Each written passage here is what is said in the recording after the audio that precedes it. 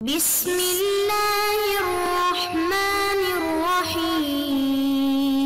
بسم الله الرحمن الرحیم الحمد للہ وکفا وسلام علی عباده الذین اصطفى اما بعد.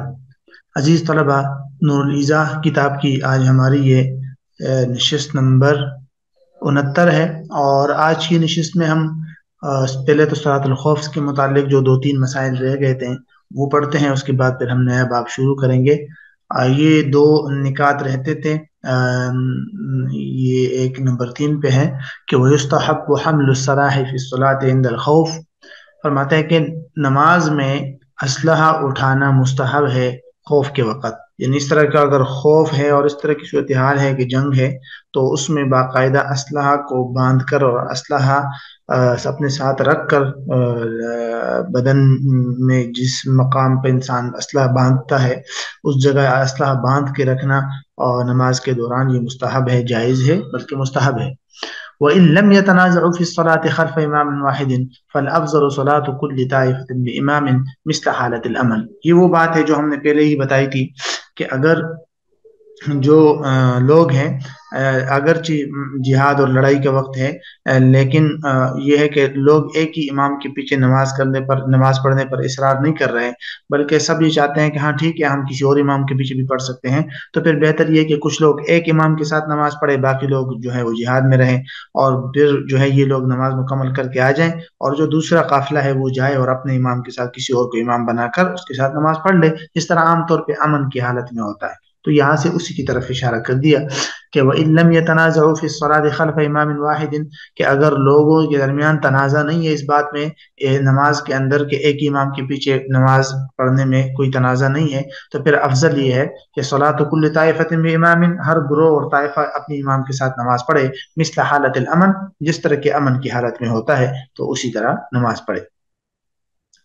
باب احکام الجنائز، یہ جنائز اور جنازہ وغیرہ کے احکام سے متعلق یہ باب ہے، یہ ایک تفصیلی باب ہے، اور اس میں جب انسان پر موت آتی ہے تو موت سے پہلے کے اوقات، حالت نظر جس کو کہتے ہیں، اس کے اوقات سے متعلق کچھ تفصیلات ہے۔ پھر جب انسان مر جاتا ہے تو مرنے کے بعد اس کے ساتھ کیا معاملات کیے جانے چاہیے اور کیا مستحب ہے اس میت کے ساتھ کے لیے، میت کے ساتھ کس طرح کا وہ کرنا چاہیے، وہ احکامات ہے۔ پھر اس کے بعد تیسرے مرحلے پہ اس میں میت کو غسل دینے کا ذکر ہے۔ نمبر 4، پھر اس کے اندر میت کو کفن دینے کا ذکر ہے، اور پھر اس کے بعد جا کے پھر بعد میں انشاءاللہ پھر نماز جنازہ وغیرہ کے احکام آئیں گے۔ تو مرنے سے پہلے حالت نظر کے کچھ احکامات مرنے کے فوراً بعد، پھر تیسرے نمبر پر کچھ احکامات غسل کے، چوتھے نمبر پر کچھ احکامات کفن کے، اور 5ویں نمبر پر پھر دفن کے قبر میں، اور پھر آخر میں 6 نمبر پہ پھر نماز جنازہ وغیرہ کے احکام انشاءاللہ آئیں گے۔ سب سے پہلے تو یہ ذہن میں رکھ لیں کہ جنائز کا جو لفظ ہے یہ جنازتن کی جمع ہے۔ جنازہ کے بارے میں علماء نے لکھا ہے کہ یہ آپ جیم کے زبر کے ساتھ بھی پڑھ سکتے ہیں اور جیم کے زیر کے ساتھ بھی آپ پڑھ سکتے ہیں، یعنی کہ جنازہ بھی پڑھا جاتا ہے اور جنازہ جیم کے زیر کے ساتھ بھی پڑھا جاتا ہے۔ البتہ معنی دونوں کا پھر مختلف ہو جاتا ہے کہ جیم کے فتح کے ساتھ ہو تو پھر میت کو کہا جاتا ہے اور مرحوم شخص کو، اور جیم کے زیر کے ساتھ ہو جنازہ تو جس تپائی اور تختے پر میت کو رکھا جاتا ہے اس کو کہتے ہیں جنازہ، کسرے کے ساتھ۔ بہرحال سب سے پہلا جو عنوان ہے یہاں جس میں انہوں نے 7 نکات بیان کیے ہیں وہ ہے ما یصنع بالمحتضر، کہ محتضر کے ساتھ کیا کیا جائے گا۔ محتضر اس شخص کو کہتے ہیں جو قریب المرگ ہو، قریب المرگ شخص کو کہتے ہیں محتضر۔ ویسے محتضر کا مطلب ہے جس کے پاس فرشتے حاضر ہو گئے ہوں، مطلب حالت نظر میں ہو اور جس کی موت ہونے والی ہو، تو موت سے پہلے کے جو سچویشن میں اور جس حالت میں انسان ہوتا ہے اس انسان کو محتضر کہتے ہیں۔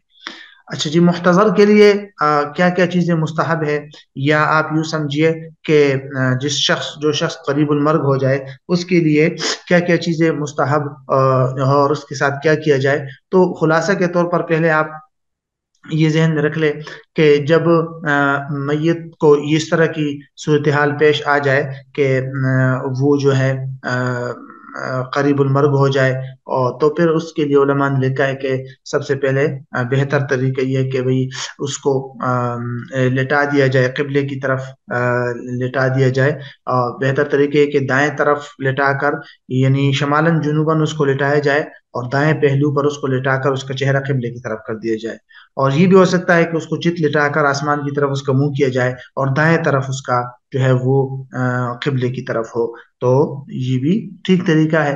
اور اس میں سر اس کا تھوڑا سا اٹھا دیا جائے۔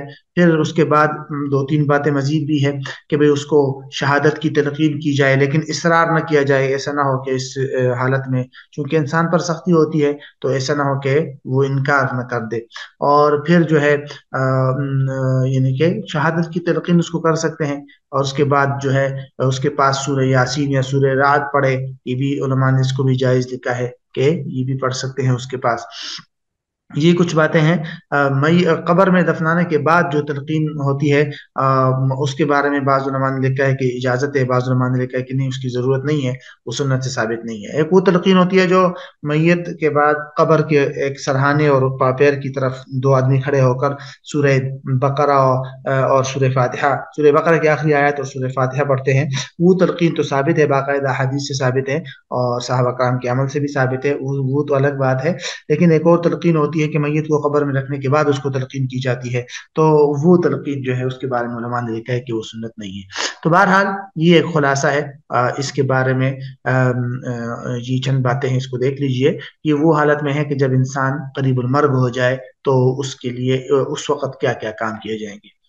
سب سے پہلے تو دیکھیے پہلا نقطہ کہ یسن توجیہ المحتضر للقبلہ علی یمینہ وجاز الاستلقاء، مسنون ہے کہ محتضر کا یعنی قریب المرگ شخص کا چہرہ قبلے کی طرف کیا جائے علی یمینہ، اور اس کو دائیں پہلو پر لٹا دیا جائے، وجاز استلقاء، اور استلقاء بھی جائز ہے، چت لٹانا، جیسے ابھی میں نے آپ کو عرض کر دیا کہ چت بھی لٹا سکتے ہیں۔ ویرفع رأسه قلیلا، اس کا سر تھوڑا سا اٹھا دیا جائے۔ نمبر 3 ویلقن بذکر الشہادت عنده، اور اس کے پاس شہادت پڑھ کے یعنی اشہد ان لا الہ الا اللہ پڑھ کے اس کو تلقین کی جائے، لیکن من غیر الحاح ولا یؤمر بها، اصرار کے بھی بغیر اور اس کو حکم بھی نہ دیا جائے، بس اس کے پاس آپ پڑھے تو وہ بھی پڑھ لے، لیکن اس پر اصرار نہ کیا جائے کہ پڑھو پڑھو۔ اس طرح کی صورتحال میں یہ مشکل صورتحال ہوتی ہے، اللہ تعالیٰ سب کے لیے آسانی فرمائے۔ تو الحاح اصرار کو کہتے ہیں، اور اس کو حکم بھی نہ دیا جائے۔ وتلقینہ فی القبر مشروع، کہتے ہیں قبر کے اندر رکھ کر پھر تلقین کرنا مشروع ہے۔ اور وقیل لا یلقن، یہ بھی کہا گیا ہے کہ تلقین نہ کی جائے۔ وقیل لا یؤمر به ولا ینہی عنہ، یہ بھی کہا گیا ہے کہ نہ اس کا حکم دیا جائے اور نہ منع کیا جائے۔ تو جیسے میں نے پہلے بتایا تھا، راجح قول علماء نے یہ لکھا ہے کہ قبر کے اندر رکھ کر میت کو پھر تلقین کی وہ نہیں ہے۔ اکثر علماء کے ہاں رائے ہے، یا حنفیہ کے ہاں بھی، کہ ایسی کوئی تلقین نہیں ہے۔ اور وہ جو دوسری تلقین ہے سورہ بقرہ سورہ فاتحہ کی آیات کا، وہ الگ ہے، وہ ثابت ہے۔ نمبر 5 وَيُسْتَحَبُّ لِأَقْرِبَاءِ الْمُحْتَضَرِ، قریب المرگ شخص کے جو قریبی رشتہ دار ہو ان کے لیے مستحب ہے، وَجِيرَانِهِ، اور پڑوسیوں کے لیے بھی مستحب ہے، کیا؟ الدخول علیہ، اس کے پاس جائیں، وَيَتْلُونَ عِندَهُ سورہ یاسین، اور اس کے پاس سورہ یاسین پڑھے۔ وَاسْتَحْسَنَ بَعْضُ الْمُتَأَخِّرِينَ سورۃ الرعد، بعض متأخرین نے اس کو مستحسن قرار دیا کہ سورہ رعد پڑھے۔ بہرحال سورہ یاسین کو اکثر علماء نے بہتر قرار دیا ہے۔ واختلف فی اخراج الحائض والنفساء من عنده، اور کہتے ہیں اختلاف ہے حائضہ عورت کو وہاں سے نکالنے میں اور نفاس والی عورت کو اس کے پاس سے نکالنے میں، یعنی کیا میت کے آس پاس حائضہ اور نفاس والی عورت رہ سکتی ہے؟ نہیں، کچھ علماء نے کہا کہ نہ رہے، نکل جائے وہاں سے، کچھ علماء نے کہا ہے رہ سکتی ہے۔ تو بہرحال یہ ایک ناپاکی کی حالت ہے، تو بہتر علماء نے یہ لکھا ہے کہ اس طرح کی سچویشن میں اس کے قریب نہ رہے اور دور رہے، لیکن اتنی سختی بھی نہیں کرنی چاہیے کہ اس کو حرام سمجھا جائے اور بالکل اس کو نکال دیا جائے اور بہت سختی کی جائے، اس طرح کا کوئی حرام عمل یہ نہیں ہے۔ بہرحال یہ تو پہلی وہ عنوان تھا پہلا، اور یہ وہ عنوان تھا کہ جس میں ابھی انسان جو ہے وہ قریب المرگ ہو اور مرا نہ ہو۔ پھر جب انسان کی موت واقع ہو جاتی ہے تو موت کے بعد اس کے ساتھ کیا کیا جائے، اب یہ دوسرا مرحلہ ہے، غسل سے پہلے کا مرحلہ۔ تو دو تین باتیں پہلے زبانی ذہن میں رکھ لیں کہ جب موت واقع ہوتی ہے تو سب سے پہلے تو یہ ہے کہ اس کا جبڑا جو ہے وہ باندھ دیا جاتا ہے، اور اس کا جبڑا باندھنے کا علماء نے طریقہ یہ لکھا ہے کہ کوئی پٹی وغیرہ لے کر کوئی بڑی سی پٹی لے لی جائے اور اس کو اس کے ٹوڑی کے نیچے سے لا کر اوپر سر کے اوپر اس کو باندھ لیا جائے تاکہ اس کی جو جبڑے ہیں وہ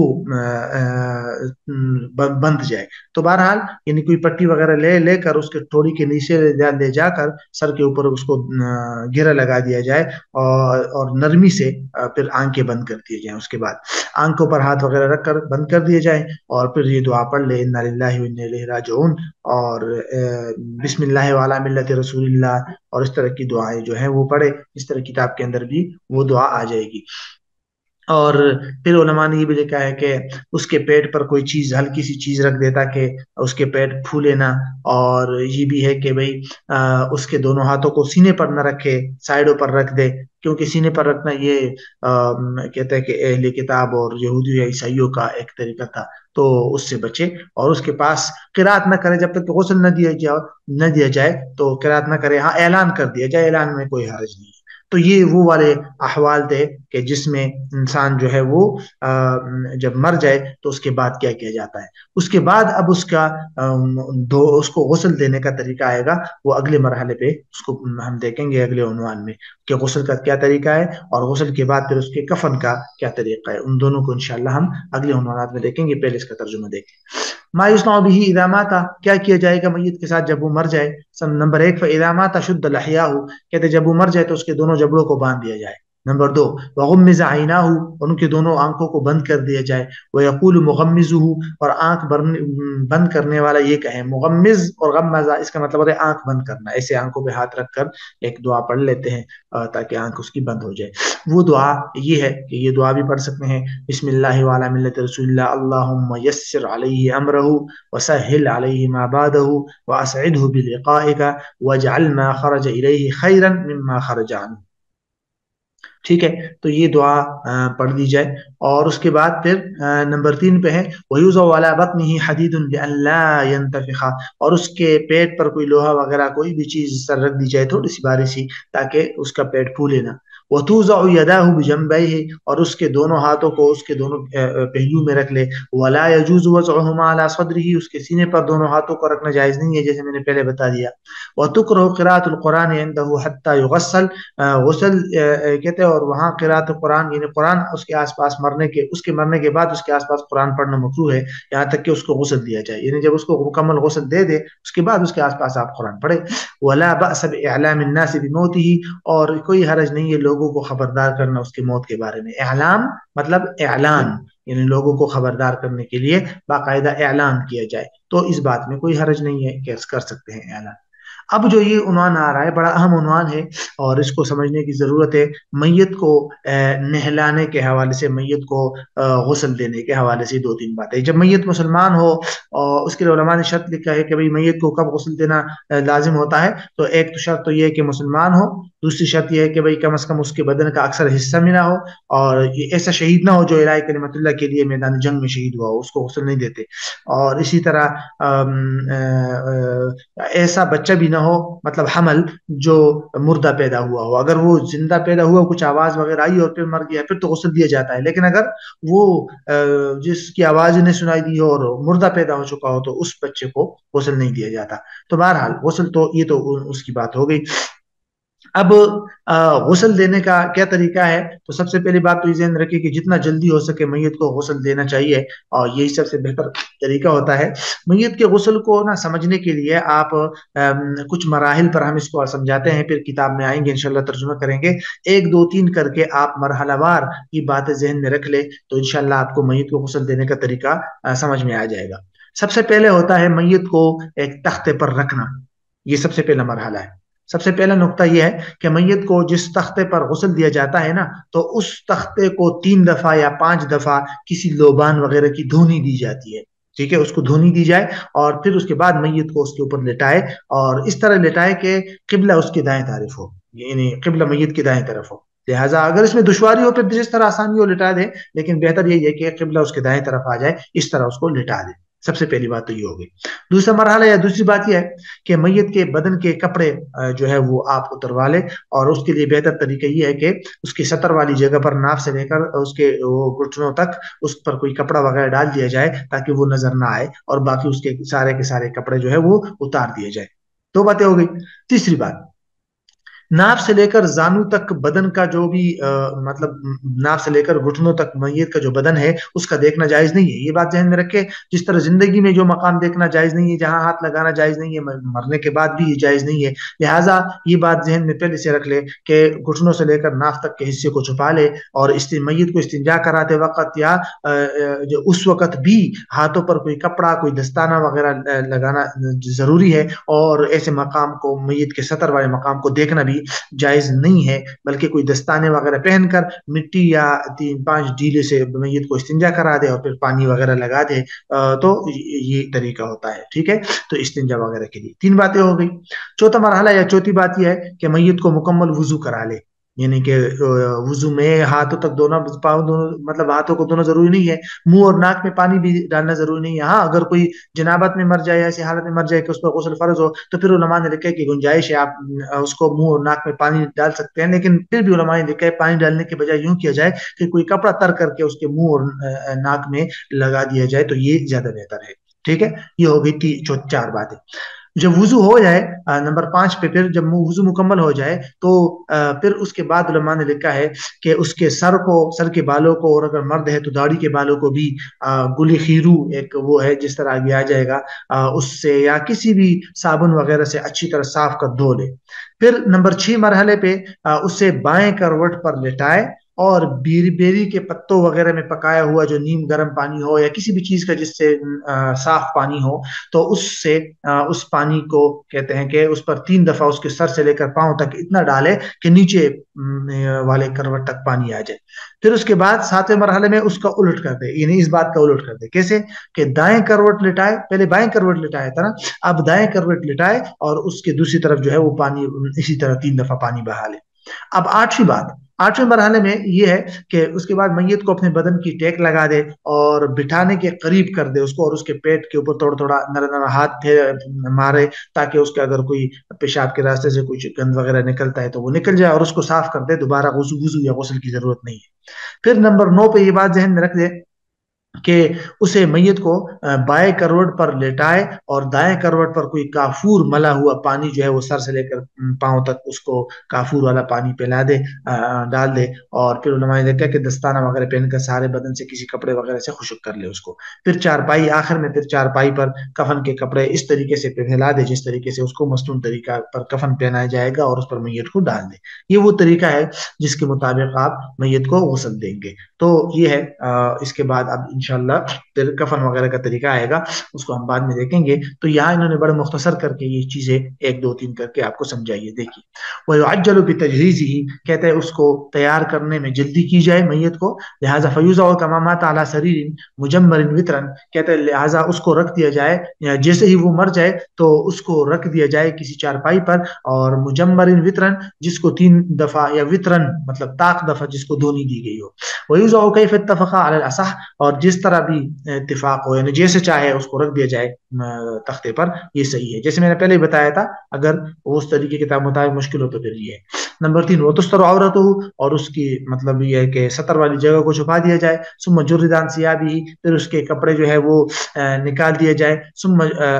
نمبر 5 میں اس کو وضو کرایا جائے. ہاں الا یکون صغیرا لا یعقل الصلاۃ, اتنا چھوٹا ہے نابالغ بچہ چھوٹا جو نماز کو نہ سمجھتا ہو تو پھر ٹھیک ہے, پھر اس کو وضو کرانے کی کوئی خاص ضرورت نہیں ہے. لیکن وضو کے اندر بھی یہ بات ہے, یہ نمبر 6 دیکھیے, جیسے میں نے پہلے بھی عرض کیا تھا, بلا مزمزہ و استنشاق, منہ اور ناک میں پانی ڈالے بغیر. ہاں اگر جنوبی ہے تو پھر جیسے میں نے آپ کو بتا دیا تھا کہ کپڑا وغیرہ گیلا کر کے کرا دیا جائے.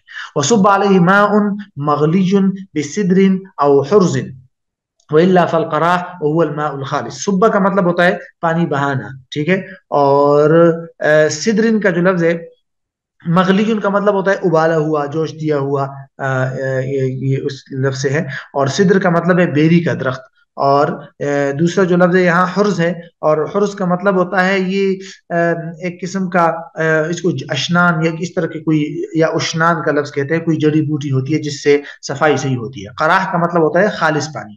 تو کہتے ہیں اس کے اوپر پانی بہا دیا جائے جو جوش دیا گیا ہو اس بیری کے پتوں میں یا اشنان میں جس کو جوش دیا گیا ہو، ورنہ تو پھر خالص پانی، قراح، قراح یعنی کہ پانی خالص۔ وَيُغْسَلُ رَأْسُهُ وَلِحْيَتُهُ بِالْخِتْمِ، اور اس کے سر کو، اس کی داڑھی کو گل خیرو کے ساتھ دھویا جائے، جیسے میں نے آپ کو پہلے بھی بتایا تھا، یہ ایک خوشبودار چیز ہوتی ہے۔ ثم يسجع على يساره، پھر اس کو بائیں کروٹ پر لٹا دیا جائے، فیغسل، اور اس کو غسل دیا جائے، پانی بہا دیا جائے یہاں تک کہ پانی الى ما يلي التخت منه، یہاں تک کہ اس کے نیچے کے تخت تک پانی پہنچ جائے۔ ثم على يمينه كذلك، پھر اس کو دائیں کروٹ پر لٹا کر یہی کام کیا جائے، یہ بھی میں نے آپ کو بتا دیا تھا۔ ثم اجلس مسندا الیہ، اور پھر اس کو ٹیک لگا دیا جائے بٹھا کر، اور اس کے پیٹ کو نرمی سے کے ساتھ مسح کیا جائے، پہنچا جائے، یعنی ہلکا ہلکا ہاتھ مارا جائے۔ وما خرج منه غسلہ، جو نکل آئے اس کو دھو لے، ولم يعد غسلہ، لیکن اس کو غسل وغیرہ دینے کی کوئی ضرورت نہیں ہے، دوبارہ دینے کی، غسل کے اعادے کی ضرورت نہیں ہے۔ پھر کپڑے کے ساتھ اس کو خشک کیا جائے۔ ويجعل الحنوط على رأسه ولحيته والكافور على مساجده، کہتے ہیں کہ اس کے بعد پھر میت کو یہ حنوط جو ہے یہ ایک قسم کا وہ ہوتا ہے، خوشبو ہوتی ہے، خوشبودار، پرانے زمانے میں استعمال ہوتی تھی۔